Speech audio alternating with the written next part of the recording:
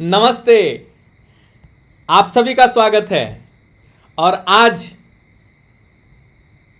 बहुत ही इम्पॉर्टेंट, बहुत ही महत्वपूर्ण, बात समझने वाली, कुछ सोचने वाली, हमें विचार करने वाली एक टॉपिक है। और ये अभी के समय में जो शब्द सबसे ज़्यादा बोला जा रहा है, जो शब्द हर किसी के जुबां पर है, जो नाम हर कोई अपने मुंह पे ले रहा है, वो है अस्पताल। अस्पताल, अस्पताल, हॉस्पिटल्स। पर क्या ये अस्पताल हंसता हुआ पताल तो नहीं है? क्या ये हमें हंसते हुए पताल लोक की तरफ तो नहीं ले जा रहा है? क्या ये हमें आरोग्य दे रहा है? क्या ये हमें निरोगी बना रहा है? क्या ये हमें स्वास्थ्य दे रहा है? क्या ये सिर्फ और सिर्फ सिक केयर कर रहा है या बिजनेस कर रहा है? क्या क्या क्या? आप कमेंट बॉक्स में लिखिए। बिजनेस और रियल हेल्थ। अगर आपको लगता है ये हॉस्पिटल्स सिर्फ बिजनेस कर रहे हैं तो आप बिजनेस लिखिए कमेंट बॉक्स में। अगर आपको लग रहा है ये हेल्थ दे रहे हैं तो आप हेल्थ लिखिए। मैं चाहता हूं हर कोई कमेंट बॉक्स में लिखें। यस, लिखिए लिखिए। सो अस्पताल ये हंसता हुआ पताल है। आप उसको अगर आप थोड़ा सा डिवाइड करेंगे तो उसी से निकला है ये शब्द, हस्पताल, हंसता हुआ पताल। तो चलिए समझते हैं मैं क्यों इस बात को बोल रहा हूं। मैं कुछ फैक्ट्स बताऊंगा, मैं कुछ आंकड़े लूंगा, और ये आंकड़े मेरे नहीं है, ये आंकड़े उन्हीं लोगों के हैं, उन्हीं हॉस्पिटल्स की हैं, उन्हीं एजेंसियों की हैं जो हॉस्पिटल्स को रन करते हैं, जो हॉस्पिटल्स को दिशा निर्देश देते हैं, जो एसोसिएशंस हैं। ये सारे के सारे आंकड़े उन्हीं लोगों के हैं। यस, तो चलिए शुरुआत करते हैं।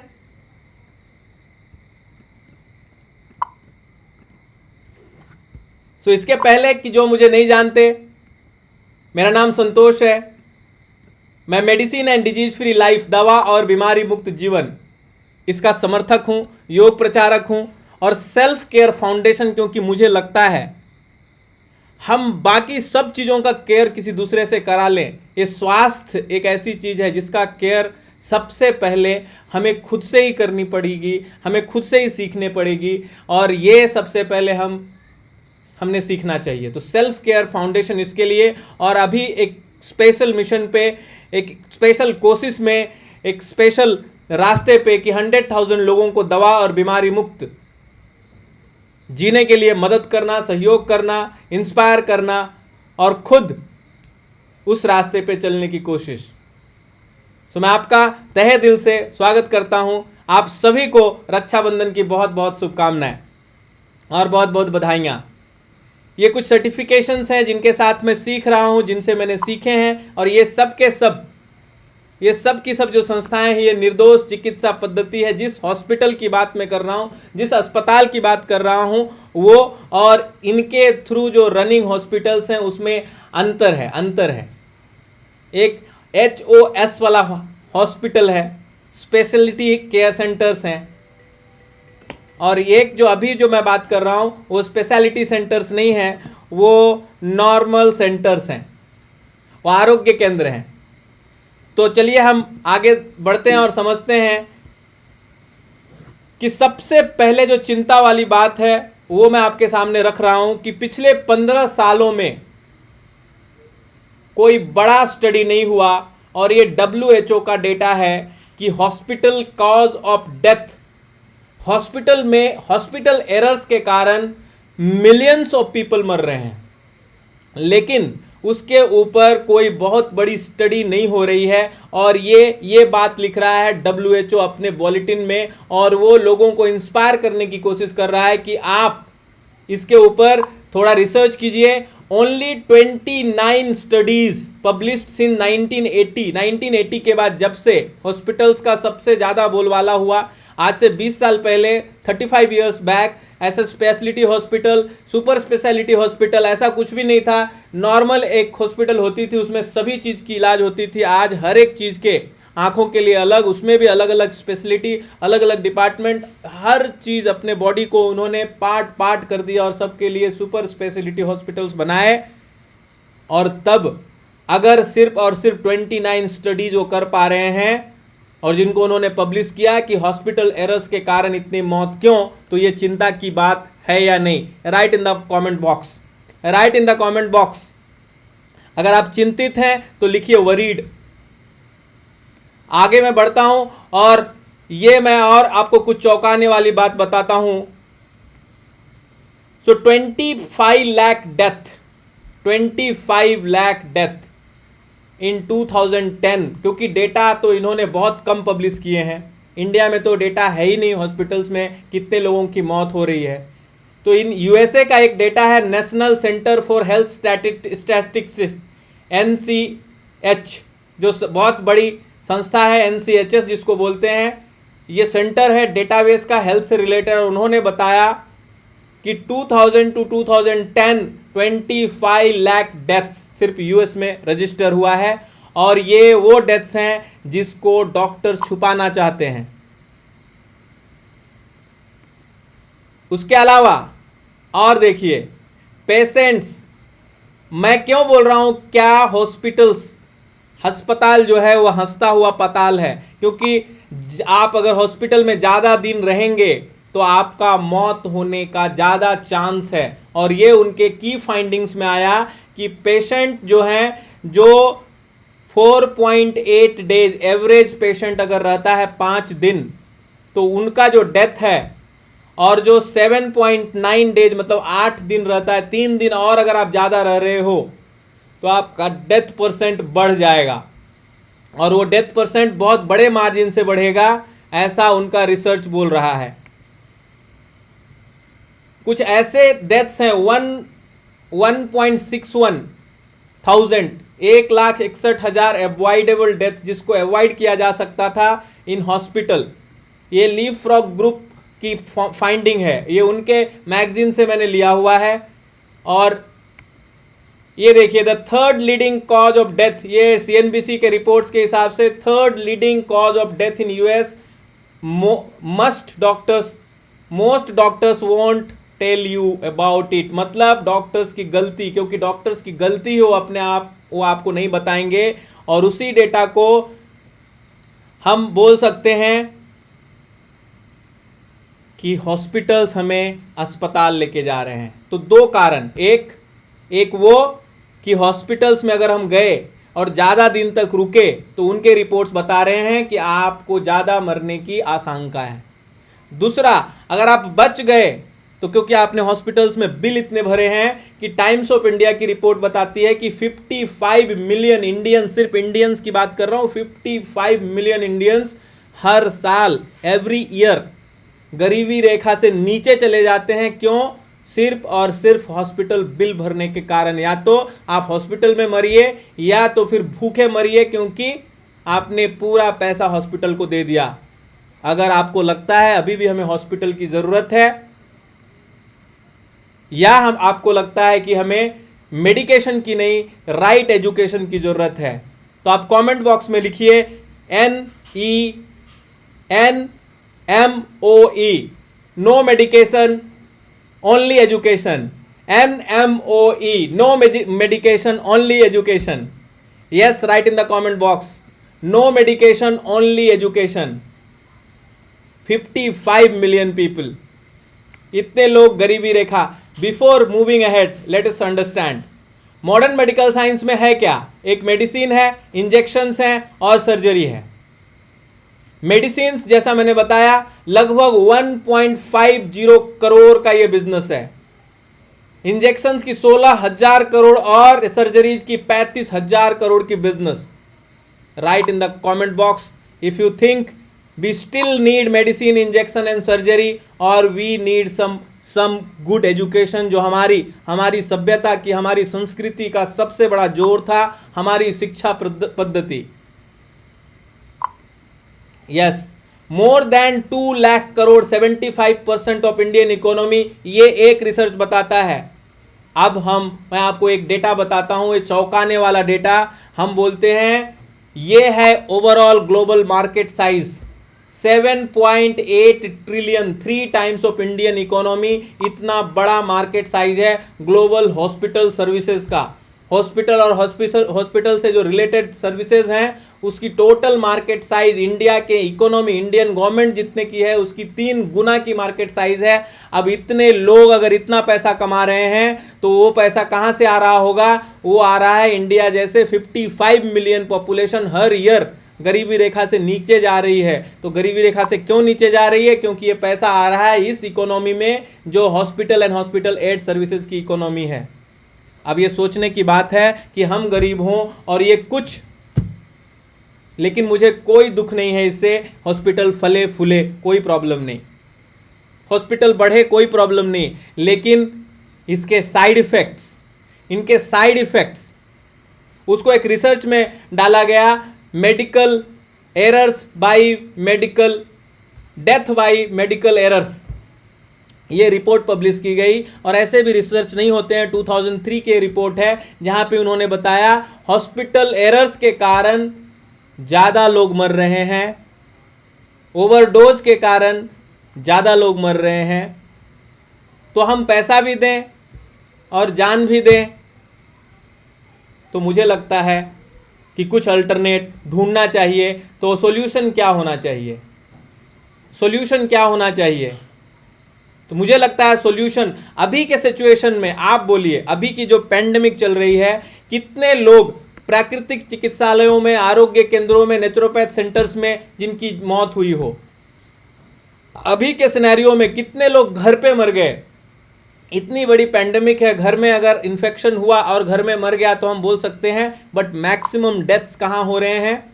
कमेंट बॉक्स में लिखिए मैक्सिमम डेथ्स कहाँ हो रहे हैं। मैं नहीं बोलूंगा, आप लिखिए मैक्सिमम डेथ्स हो रहे हैं एच अस्पताल, हंसता हुआ पताल, वहां पे। सॉल्यूशन बिल्कुल है।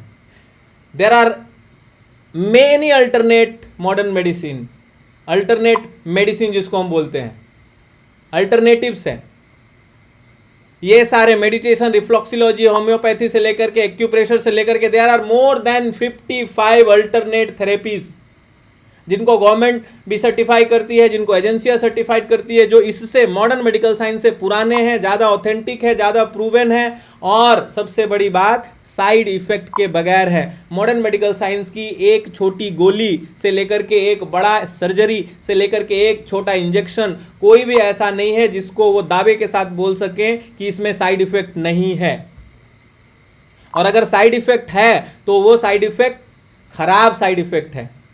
वो हमारे लॉन्जिटिविटी को कम करने वाला है, वो हमें डिप्रेशन देने वाला है, वो हमें ज़्यादा बीमार करने वाला साइड इफेक्ट है। Do you agree? If you agree and then if you think we should live medicine and disease free life, तो कमेंट बॉक्स में लिखिए #live mad free, #LIVEMADFREE, live mad free. Mad मतलब medicine and disease free life. तो right in the comment box #live mad free। क्योंकि पहली जो सोच हमारी बदलेगी वो माइंड से कि मुझे इन मेडिसिन से बाहर निकलनी है और मेडिसिन फ्री दुनिया में कदम रखनी है। और उसी के लिए मैं आपका स्वागत करता हूं medicine and disease free life की इस लर्निंग सीरीज में, जहां पे हम ये सीखेंगे कि कैसे दवाओं और बीमारियों से मुक्त रह सकते हैं। क्योंकि मुझे लगता है we need just a right education, not medication. No medication only education, NMOE आप कमेंट बॉक्स में लिख सकते हैं। क्योंकि मुझे पता है हम सब स्वस्थ होना चाहते हैं और सिर्फ हमें कोई ऐसा साथी चाहिए जो हमें उस रास्ते पे, क्योंकि ये एजुकेशन सिस्टम का पार्ट नहीं है, तो कोई ऐसा पर्सन जो हमें कुछ चीज़ों को बहुत सहूलियत के साथ स्लोली बताए। और इसी पूरी लर्निंग को हमने 90 डेज के एक प्रोग्राम में बनाया है, जहाँ पे हम 90 डेज में अगर आप अपने शरीर पे विश्वास करते हैं और अगर आप इस बात पे विश्वास करते हैं कि हर एक बीमारी हमारा शरीर ही ठीक कर सकता है, कोई मेडिसिन नहीं, मैं नहीं, कोई डॉक्टर नहीं, कोई भी नहीं, शरीर ही बीमारी को ठीक कर सकता है, तो उस विश्वास के साथ मैं बोलता हूं कि हमारे शरीर के अंदर वो इंटेलिजेंस है, वो ताकत है कि आपकी 90% मेडिसिन विद इन 90 डेज हो सकता है बंद हो जाए। If you learn the science how body reacts, if you learn how body acts, you can do the miracle because your body has that capacity. Body बीमार होने के लिए बनी नहीं है, इस बात को अगर हमने समझनी है सो आप ज्वाइन कर सकते हैं. I will give you a free 20-30 minutes of और 90 minutes of learning and then 90 days of learning. If you understand, if you want to understand the entire science, तो 90 days पॉसिबली एक नए और स्वस्थ जीवन की शुरुआत होगी. और शुरुआत कहाँ से होगी? चेंज से. 3 change. First, mindset. From a medicine mindset to a healthy mindset. From a medicine based mindset to a non medicine based mindset. From a unhealthy habits to a healthy habit is the second change. And third, from a unhealthy choice of food, water, thought to a healthy choices of food, water, thought. पृथ्वी, जल, वायु, आकाश, अग्नि. Food, water, oxygen, हवा. Thoughts and activity, responsibility. ये 5. So in this 90 days what we are going to do, this is actually understanding how you can make your body medicine free. This is an effort of learning to make your body medicine free. जहाँ पे it is a very focused learning where you will जहाँ पे आप पहले अपने health को evaluate करेंगे, बीमारी को नहीं, हेल्थ को इवेल्युएट करेंगे. आपकी हेल्थ की स्टेटस कितनी है, अपने प्रकृति को, जो आयुर्वेद की चिकित्सा पद्धति है, प्रकृति को इवेल्युएट करेंगे. एंड अपने टॉक्सिसिटी को, जो कि नेचुरोपैथ की प्रोसेस है. और उसके बेसिस पे you will use some tools. आप कुछ टूल्स को यूज करेंगे. आप अपने भोजन को मेडिसिन बनाएंगे. आप शुद्धिकारक द्रव्य, रोग निवारक द्रव्य, पौष्टिकारक द्रव्य कैसे बनाना, कितना डोज, कितनी अमाउंट, कितनी फल, कितनी सब्जियां, कितना घर का बना हुआ, कितना भगवान का बना हुआ, ये सारा चीज़ हम सीखेंगे इस लर्निंग सीरीज में. और ये आपका बॉडी बताएगा कि कितना आपको ये चाहिए. उसके अलावा कुछ नेचुरोपैथिक जो विशुद्ध चिकित्सा पद्धतियां हैं जिसका कोई साइड इफेक्ट अभी तक अगर आप अच्छे से करते हैं तो रिकॉर्डेड नहीं है. चाहे वो एनिमा, संजीवनी क्रिया जिसको बोलते हैं, कोल्ड कॉम्प्रेस बोलते हैं, हिप बात, नेति क्रिया, सनवात या उपवास, संजीवनी जीवों, मतलब सबसे बड़ी चिकित्सा पद्धति उपवास को बोला जाता है. लंघनम परम औषधम. उसके अलावा थेरेपेटिक कुछ, ये सारी की सारी मेडिसिन फ्री बॉडी बनाने के लिए प्राणायाम, ध्यान, व्यायाम, थेरेपी, टैप थेरेपी, घर्षण थेरेपी से लेकर के स्पाइन थेरेपी. जीवन में अगर बुढ़ापे तक स्वस्थ रहना है तो हमें टैप थेरेपी करना है. सो इफ यू वांट, अगर आपको लगता है कि हमें ये सारी चीज़ें सीखनी है तो right in the comment box IWTJ, I want to join, IWTJ, I want to join. Then somebody will contact you and then you will learn how your body works. Where is the mistake? अगर हमने कोई गलती नहीं की तो हमारा शरीर बीमार हो नहीं सकता. अगर हमारे दिल की धड़कनें अभी भी धड़क रही है तो ये इसलिए क्योंकि हमें वो स्वस्थ रखना चाहती है, उसे ठीक करना चाहती है. लेकिन उसकी कैपेसिटी से ज़्यादा अगर हमने उसे प्रेशर दे के रखा हुआ है, इसके कारण हमारा शरीर भी बीमार है, हमारा मन भी बीमार है, हम मानसिक रूप से बीमार हैं. तो right in the comment box IWTJ if you want to join and I will welcome. मैं आप सबका इस लर्निंग सीरीज में स्वागत करना चाहूँगा. आप आइए, हम सीखेंगे और हम सब मिलके एक ऐसी कम्युनिटी को बनाएंगे जहाँ पे कोई दवा नहीं खा रहा हो, कोई बीमार नहीं हो, एक दूसरे के साथ हो, एक medicine and disease free life community. इस सपना को पूरा करते हैं और अपने परिवार को, अपने आप को, अपने समाज को दवाओं और बीमारियों से मुक्त करते हैं. तो call on these numbers, take on these numbers, WhatsApp on these numbers and join and learn. It's a 90-day programme. Thank you so much.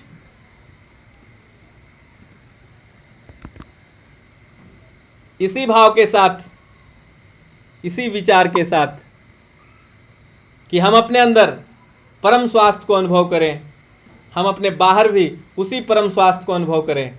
हम यत्र तत्र सर्वत्र उस परम स्वास्थ्य को अनुभव करें जिसने मेरे अंदर से बोला और जिसने आपके अंदर से सुना। उस दृष्टा स्वरूप परम पिता परमेश्वर को मैं अपना वंदन अर्पण करता हूँ, वो मेरा वंदन स्वीकार करें। अस्तु, बहुत बहुत धन्यवाद। अगले प्रोग्राम तक के लिए, या जब मैं आपको लाइव लर्निंग सीरीज में मिलूंगा तब तक के लिए बहुत बहुत धन्यवाद।